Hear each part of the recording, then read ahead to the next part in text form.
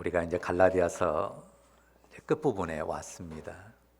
이제 6장에 들어왔는데요. 우리가 지난 2주간 이제 5장 끝부분에 성령의 열매에 대해서 살폈습니다.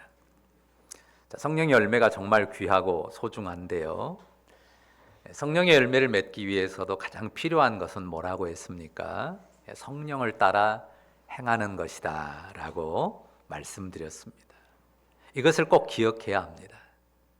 우리가 성령을 따라 행함으로 우리 인격에 성령의 열매를 맺게 됩니다. 그러니까 더욱 어쩌면 오직 성령께 집중해야 합니다. 자, 그런데 성령의 열매에서 이제 그 9가지가 나왔는데 무엇으로 시작했고 무엇으로 끝났습니까? 사랑으로 시작하고 절제로 끝냈죠. 이 구조가 참 절묘하다고 말씀을 드렸는데요. 이 사랑이 정말 중요한데 이 절제를 품은 사랑이 제대로 된 그리고 성숙한 사랑입니다. 조심할 부분이 있어서 한 가지 말씀드린다면 이 절제에 대해서는 이 금욕과 구분할 줄 알아야 합니다. 절제는 금욕이 아니에요. 우리 유교적 정서에서는 전통적인 유교적 정서 또 어떤 이 군자가 추구하는 데 있어서는 절제가 아주 강조되고 그게 상당히 금욕적인 것으로도 나타나거든요. 우리의 절제는 욕구 자체를 악하게 여겨서 그것을 끊어야 된다거나 그것을 참으려고 하는 것이 아니에요. 그런 금욕은 성경적인 가치가 아닙니다. 자, 성령을 따라 행하는 가운데 선을 긋는 거예요. 성령을 따라 행하는 가운데 선을 긋는 거예요. 어떤 기준선은 분명히 있어요. 그런데 얼마든지 더 할 수도 있고 얼마든지 덜 할 수도 있습니다. 왜입니까? 그리스도께서 우리에게 자유를 주시기 때문이에요. 우리가 그리스도 안에서 자유하거든요. 뭐든지 얼마든지 더 할 수도 있고 덜 할 수도 있습니다. 율법적인 선을 긋지 않습니다. 그러니까 율법적인 선을 긋는 것이 아니라 성령을 따라 행하는 가운데 가장 적절한 선을 긋는 것입니다. 사랑의 마음에는 한계를 그어서는 안 된다고 했죠. 마음은 그렇습니다. 그런데 구체적인 현실에 있어서 이게 진짜 온전한 사랑이 될지 아닐지를 살피는 거예요. 이게 진짜 서로에게 상대방에게 나에게 축복이 될까 아닐까 이 부분을 어떤 율법적인 선이 아니라 기계적인 선이 아니라 성령을 따라 행하는 가운데 자기 영혼이 살펴서 결정하는 것입니다. 이런 질문을 하나 하고 싶어요. 이 사랑이 커야 할까요? 절제가 커야 할까요? 여러분 생각이 어떻습니까? 사랑이 더 커야 할까요? 절제가 더 커야 할까요? 사실 질문이 안 되는 질문인데요. 그러나 이제 여러분이 답을 하고 그 답에 대해서 어떤 내 생각에는 이런 점에서 이렇게 말할 수 있다 설명할 수 있습니다. 사랑이 커야 할까? 절제가 더 커야 할까? 어떻게 말하고 설명해도 틀리지 않을 거예요. 이런 설명이 가능합니다. 헬리콥터 비유를 들 수 있는데요. 헬리콥터 날개가 몇 개예요? 2개예요. 2개. 헬리콥터 날개가 2개인데요. 2개 크기가 똑같나요? 물론 군용 헬기 중에는 위에 2개 날개가 크기가 똑같은 헬리콥터도 덜어 있어요. 자, 그런데 보통 헬리콥터 보면 이게 머리 위에 이게 본체 위에서 빙빙 도는 큰 날개가 있고요. 그 다음에 어디에가 또 작은 날개가 있어요? 꼬리에 작은 날개가 하나가 이렇게 돌아요. 그러니까 본체 위에 날개는 이렇게 돌고요. 뒤에 꼬리의 날개는 이렇게 돕니다. 그러니까 아주 작아요, 뒤에 거는. 자, 왜 그렇게 만들었을까요? 큰 날개는 이 머리 위에, 본체 위에서 도는 큰 날개는 동력을 만들어요. 그래, 날아가는 힘을 만들어요. 그러면 뒤에 조그만 이렇게 날개는 어떤 역할을 할까요? 동체의 균형을 유지하는 역할을 해요. 여러분이 혹시 영화 같은 데 보면 미사일 같은 거 맞아가지고 뒤에 꼬리가 딱 떨어져서 뒤에 꼬리가 날개가 손상되잖아요. 그러면 헬기가 막 막 제자리에서 뱅뱅 돌다가 툭 떨어져요. 그러니까 날개가 이렇게만 돌면 앞으로 나가지 못하고 그냥 계속 날개가 주는 에너지에 따라 빙빙 돌 수밖에 없기 때문에 그 날개의 힘이 방향을 잘 잡도록 균형을 잡는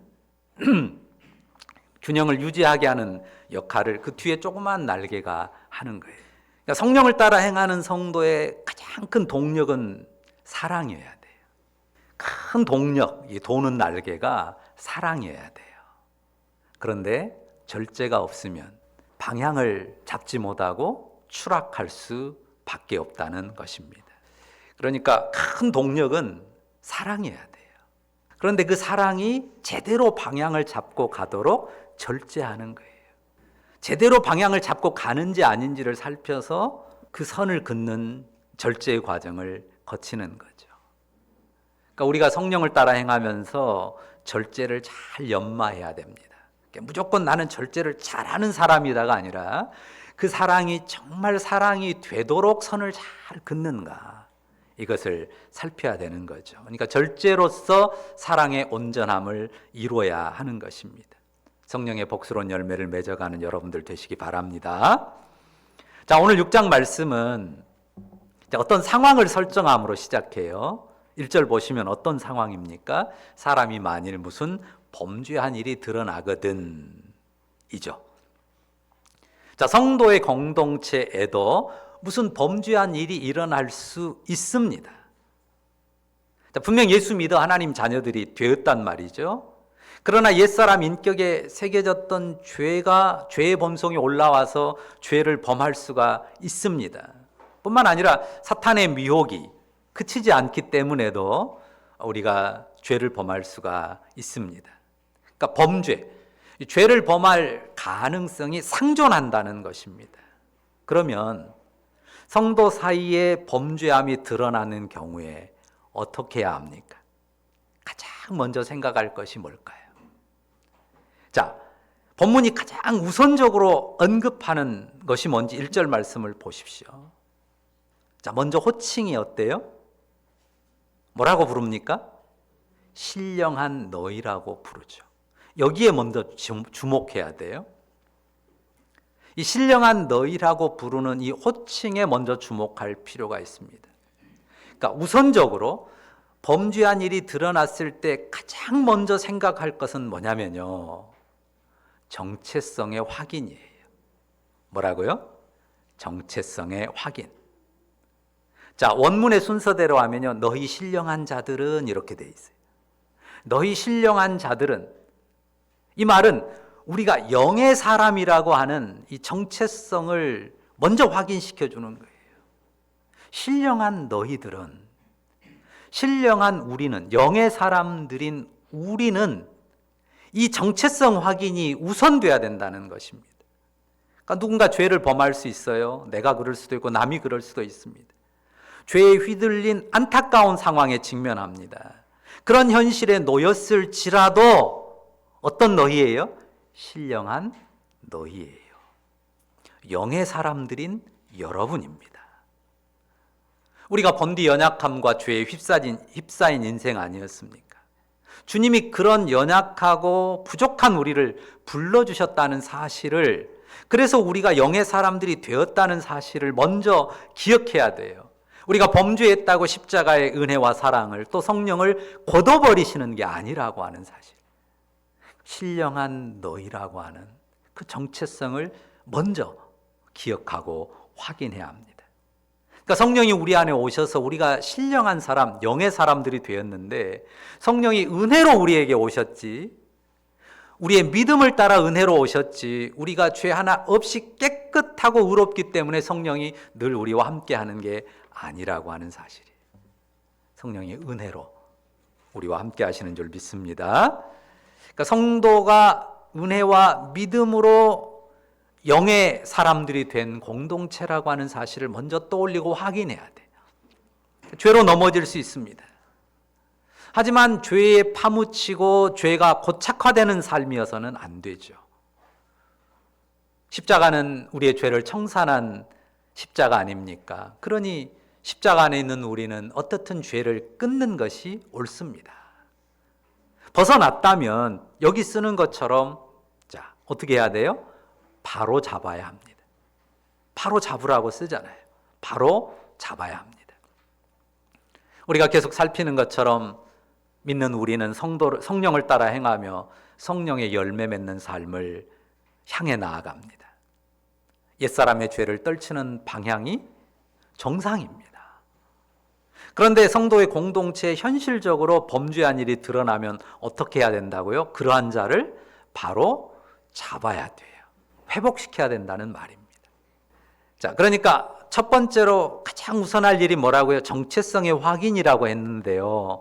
우리가 두 번째로 생각할 것은 책임감이에요. 그러니까 먼저는 공동체, 성도의 정체성을 확인하고 신령한 너희 신령한 자들이라고 한 대로 정체성을 확인하고 그리고 공동체에 대한 책임감을 생각해야 합니다. 그러니까 나하고 뭐 아무 상관없잖아. 내일 아니잖아. 라고 무관심을 키워서는 안 됩니다. 직접 내일은 아니에요. 어찌 보면 내일이 아니니까 나와 상관없을 수도 있지만 공동체의 책임감을 가지고 행동하라는 것입니다. 그래서 범죄한 일이 드러난 경우에 함께 해결과 회복을 도모해야 한다는 말씀입니다. 그러한 자를 바로 잡으라는 말씀이 바로 그 책임감, 공동체에 대한 책임감을 요구하는 것입니다. 막연한 책임감이 아니에요. 방향이 분명합니다. 신령한 사람들이 되었는데요. 영의 사람들이 되었는데 십자가 은혜로 신령한 사람들로 인정된 공동체예요. 바로 그 정체성을 회복하고 그 정체성으로 공동체가 온전케 되도록 지켜가는 일을 함께 하라는 것입니다. 그러니까 교회를, 성도들의 공동체를 거룩하게 지켜가는 것입니다. 이것이 성도 모두의 책임이라는 말씀입니다. 정체성 그리고 책임감. 이 두 가지를 생각을 했는데요. 자, 그러면 이 일을 어떻게 하라고 지도해 주십니까? 자, 바로 잡으라는 말 앞에 뭐라고 쓰였어요? 범죄한 일이 드러나거든 그러한 자를 어떻게 하라고요? 무엇으로? 온유한 심령으로 바로 잡으라 말씀합니다. 왜 온유한 심령으로 바로 잡으라는 말씀을 썼을까요?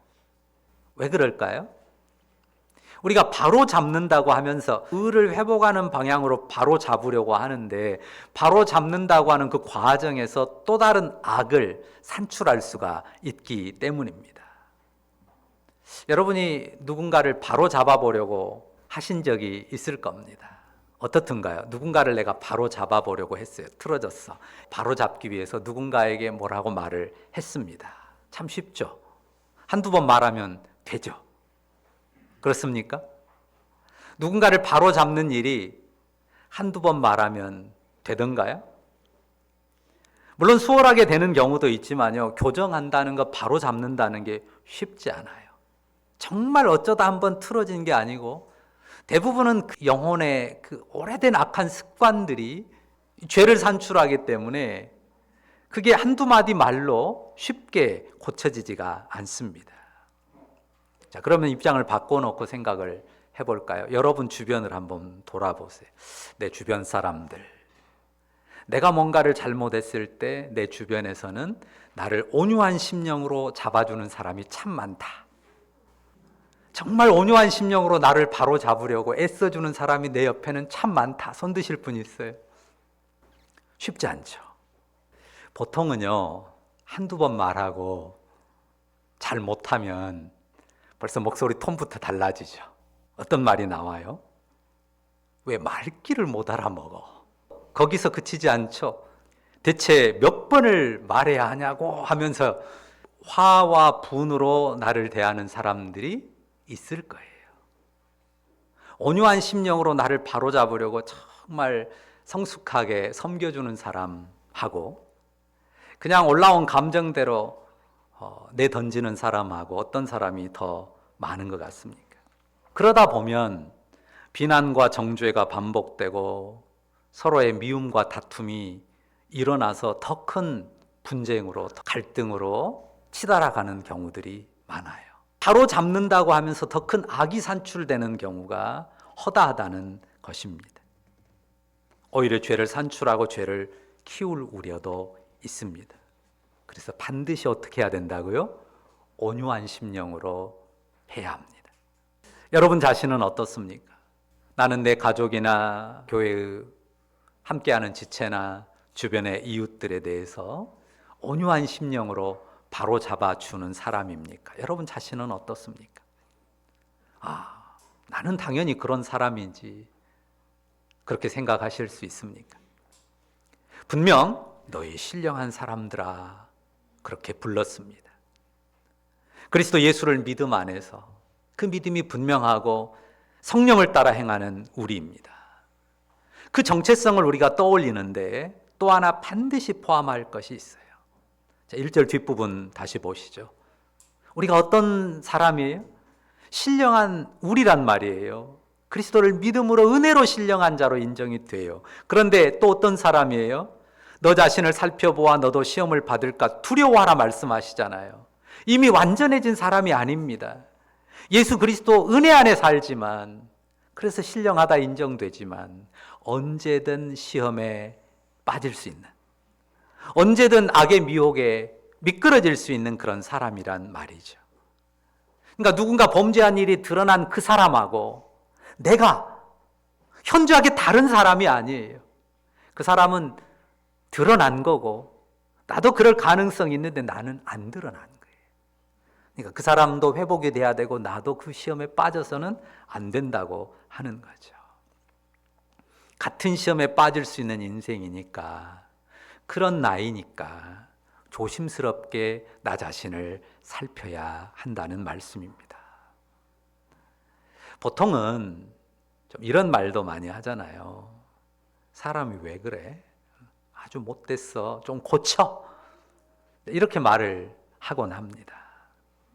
그런데 온유한 심령으로 바로잡으라는 말씀, 너도 시험을 받을까 두려워하라 하는 이 말씀을 적용한다면 어떻게 생각할까요? 그랬어?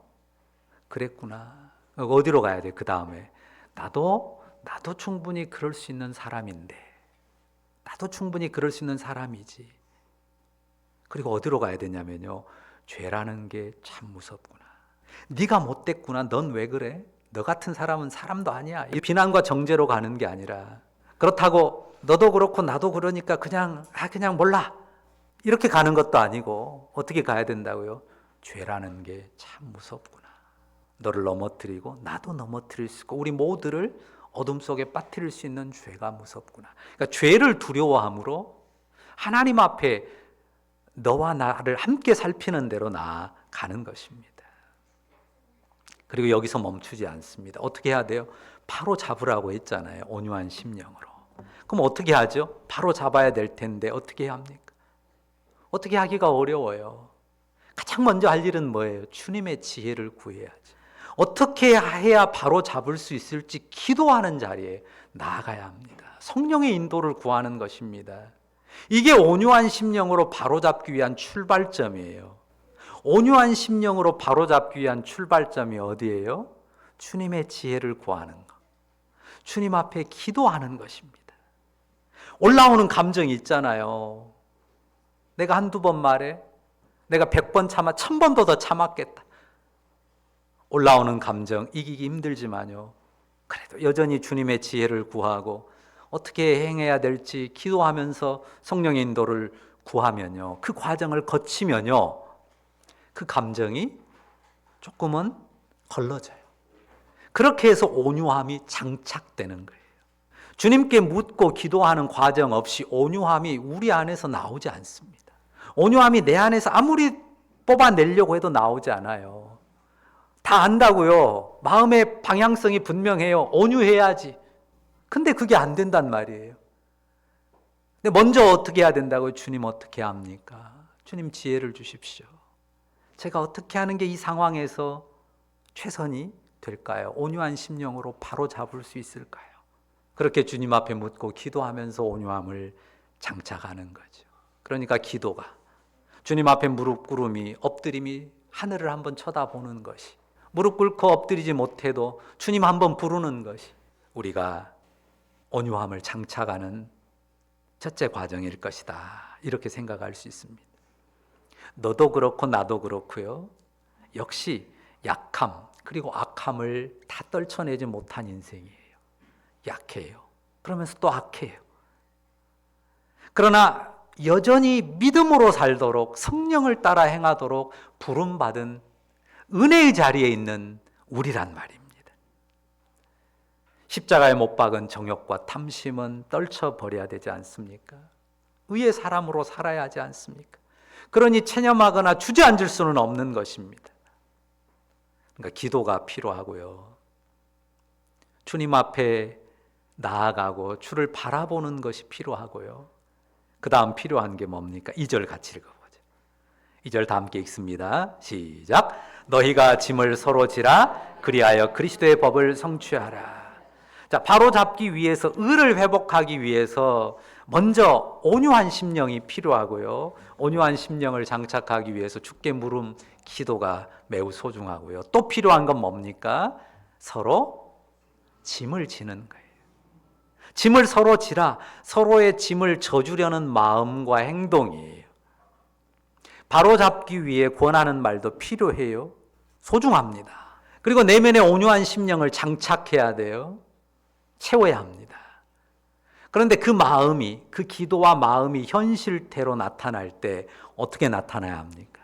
그 현실태는 바로 잡기 위해서 필요한, 뭔가 필요한 짐을 져주는 섬김이에요. 그게 현실적으로 필요한 것입니다. 바로 잡기 위한 온유한 말도 하는데요. 현실적으로 필요한 것은 짐을 져주는 섬김입니다. 이미 살폈듯이 그러면 안 되지, 말한다고 해서 바로 잡아지면 얼마나 좋아요. 그러나 바로 잡아지기가 어렵습니다. 어떻게 해야 돼요? 이렇게 하면 어떨까 대안을 찾아주고 보여주고 또 거들어줘야 돼요. 거들어주는 게 필요하거든요. 그래서 바로잡게 하는 겁니다. 구체적인 예를 들자면 한이 없을 거예요. 상황마다 구체적인 적용 방법은 다 다를 거예요. 방법도 다 다를 거예요. 그런데 마음에 담을 중심 원칙은 뭡니까? 2절 다시 같이 읽어볼까요? 2절 같이 읽습니다. 너희가 짐을 서로 지라 그리하여 그리스도의 법을 성취하라. 마음에 담을 중심 원칙은 뭐예요? 그리스도의 법입니다. 그리스도의 법을 성취하려고 하는 마음 중심이 중요해요. 저 사람을 기어이 바꿔놓고 말겠어 하는 내 성취감도 아니고요. 내 자아를 성취하는 것 아닙니다. 개인의 이기심이나 집단 이기심을 성취하기 위한 것도 아니에요. 무엇을 성취하기 위한 겁니까? 오직 그리스도의 법을 성취하려는 것입니다. 그리스도께서 우리를 위해 십자가를 져주셨잖아요. 십자가 희생으로 우리의 죄를 못 박아 정죄를 끝내주셨습니다. 그리고 성령으로 우리 안에 오셔서 우리와 함께 하십니다. 여기 법이라는 말은 법 자체를 의미할 수도 있지만 원리라는 뜻으로 이해하면 좋습니다. 서로 짐을 지라는 말씀이, 이 말씀이 또 다른 율법의 멍해가 되면 안 됩니다.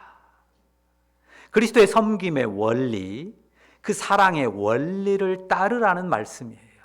서로의 죄짐을 지는 것입니다. 무엇보다 사랑의 짐을 지는 것입니다. 그 짐이 가볍습니까? 어떻습니까? 죄짐을 지고 또 서로의 연약함을 사랑으로 짐져주는 거, 그 무게가 가볍습니까? 절대 가볍지 않습니다. 자칫 짐을 서로 지라는 말씀, 그래서 그리스도의 법을 성취하라는 이 말씀이 또 다른 무거운 멍에로 어깨 위에 얹어질 수도 있습니다. 짓누르는 무거운 멍에가 되어서는 안 됩니다. 현실적으로 이야기하면 짐을 한두 번 져주면 변하던가요. 짐을 몇 번 져주면, 그래도 한 10번, 20번 져주면 쉬 열매가 보이던가요. 그렇지 않거든요. 오히려 어떤 마음이 더 들어요? 내가 언제까지 이 멍에를 져야 되는 거야? 내가 예수님 마음 따라서 그리스도의 법을 성취해 보려고 했는데 도대체 언제까지 짐을 져야 되는 거야? 짜증이 올라오고 원망이 일어납니다. 그러니까 이미 율법의 멍에로 어깨 위에 올려지고 있는 거예요.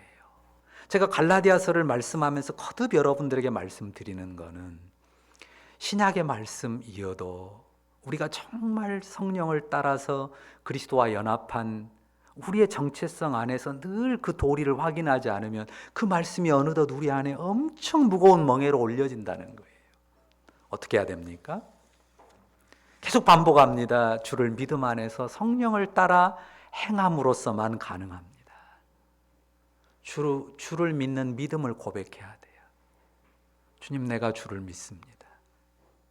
내가 주님과 함께 십자가에 죽었고 내가 주님과 함께 살았음을 믿습니다.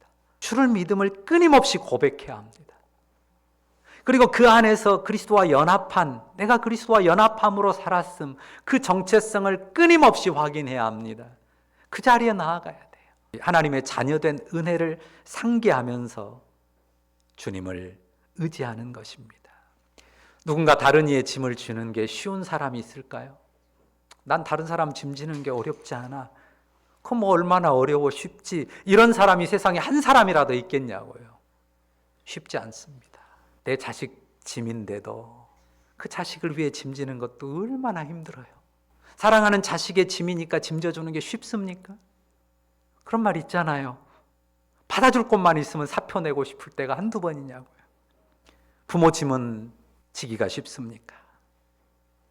형제와 친족들의 짐도 너무 버거울 때가 있습니다. 우리 힘으로 질 수 있는 게 아니에요. 예수님 뭐라고 하셨어요? 내 멍에를 메고 내게 배워라. 그렇게 말씀하셨잖아요. 나는 마음이 온유하고 겸손하니 내 멍에를 메고 내게 배우라. 그리하면 네 마음이 쉼을 얻으리라. 주님의 멍에 아래로 들어가서 주님과 함께 짐 지는 것, 그게 아니면요, 주님께 배우고 주님의 교정을 받으면서 내가 져가는 짐이 아니면요, 오래 못 갑니다. 내가 짐을 져야 되는데, 서로 짐을 지라 했는데, 그리스도의 법을 성취하라 했는데 절대 오래 못 갑니다. 금방 지치고 번아웃 됩니다. 우리는 주님의 은혜를 믿음과 그 사랑을 믿음 안에서 성령을 따라 행할 뿐입니다. 성령을 따라 행할 뿐이에요. 그래야 우리가 짜증과 원망을 떨칠 수 있고요, 우리 마음의 기쁨을 회복할 수 있어요. 그리고 오래 참을 수 있고 인내할 수 있습니다. 소망 가운데 짐을 질 수가 있어요. 그리스도가 내가 사는 삶의 원리예요. 내가 사는 삶의 원리가 뭐예요? 그리스도예요. 그리스도가 내 삶의 중심 원리다라고 하는 그 마음 중심을 늘 부여잡고 그리스도와 연합한 자로, 그를 믿는 자로, 그 은혜 안에 거하는 자로 행해야 돼요. 사랑과 은혜 안에 사는 삶을 늘 고민하는 거예요. 그 은혜 안에 사는 삶을 가지고 늘 씨름하는 거예요. 그 고민, 그 씨름을 늘 이어가는 거예요. 잘할 때도 있습니다. 조금 어제보다, 지난주보다, 지난달보다, 지난해보다 조금 더 잘 될 때가 있어요. 그런가 하면 어제보다 못하고 지난달보다, 지난해보다 월 못한 모습으로 실망스럽게 나타낼 때도 있습니다. 그 나타난 결과가 중요하지 않아요. 뭐가 중요해요? 그런 나와 여전히 주님이 함께 하시고 나는 그 주님 안에 산다고 하는 그 믿음으로 행하는 것 뿐입니다. 주님의 은혜 안에서 우리가 하나님의 자녀로 사는 거예요. 그렇게 살다가요, 해지면 돌아가는 거예요. 아버지 집에 해지면 어린아이들이 놀다가 집에 돌아가듯이, 동네 놀다가 돌아가듯이 집에 돌아가는 거예요. 우리가 잘 살면 얼마나 잘 살고, 우리가 잘 섬기면 얼마나 잘 섬기겠어요. 우리가 그리스도의 법을 우리 삶에 이루면 얼마나 위대하게 이루겠냐고요. 우리 개신교는 그런 게 없지만 가톨릭 같은 경우는 꼭 앞에다가 뭐 세인트 붙여주잖아요. 성 누구. 여러분이 얼만큼 살아서 앞에다가 세인트 붙여줄까요? 근데 다 사실은 세인트가 붙었거든요. 성도가 다 세인트예요. 거룩한. 우리가 그리스도와 연합한 성도로서의 그 은혜로 주와 연합한 하나님의 자녀로서의 정체성, 그리고 그 은혜 안에서 공동체에 대한, 교회에 대한 책임감을 갖는 거고요. 그리스도의 법, 그 생명과 원리를 따라 살고 그 원리를 향해서 나아갈 따름입니다. 그리스도의 법은 절대 율법의 멍에로 지시면 안 됩니다. 그리스도는 우리를 자유케 하세요. 그리스도는 우리에게 자유를 주십니다. 그리스도가 내 생명이고 은혜이고 소망입니다. 그러니까 그리스도의 법을 성취하는 것이 내 기쁨이에요. 그리고 보람입니다. 그러니까 그 기쁨과 보람을 내 삶에 쌓아가는 그리스도의 사람이어야 우리가 자유한 그리스도인이고 성도입니다. 현실은 좀 나아질 때도 있고 좀 잘할 때도 있고 못할 때도 있어요. 그러나 내가 그리스도의 생명으로 살아요. 그리스도의 법을 향해 나아갈 뿐입니다. 그리고 그분이 인도하시는 영원한 나라에 도달할 것입니다. 그 복되고 풍성한 삶으로 나아가는 여러분, 우리 모두이기를 바랍니다. 기도하십시다. 사랑의 주님, 감사합니다. 우리가 뭐라고 그리스도 예수를 믿음 안에서 성령을 받은, 성령으로 살아가는, 성령을 따라 행하는 하나님의 백성, 성도를 삼으셨습니까? 우리가 거룩했거나 완전했거나 의롭기 때문이 아닙니다. 우리는 옛사람 안에서 또 넘어지고 실수하고 잘못을 반복할 따름입니다. 그렇지만 그런 우리를 여전히 하나님의 자녀로, 성도로 용납하시는 그 거룩함, 그 은혜 안에서 한 걸음 또 한 걸음 우리 주님 부르신 그 영광의 기업을 향해서 나아갈 수 있는 은혜를 주셨으니 감사합니다.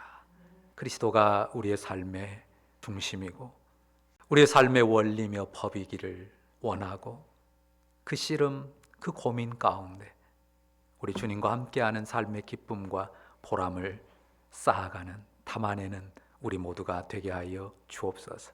우리를 위하여 십자가 대속을 이루신 우리 주님, 그분과 연합한 자로서의 우리의 정체성을 새롭게 하며 그 정체성으로 책임감을 다하며 온유함과 기도로, 섬김으로 그리스도의 법을 성취해가는 복된 삶 되게 하옵소서.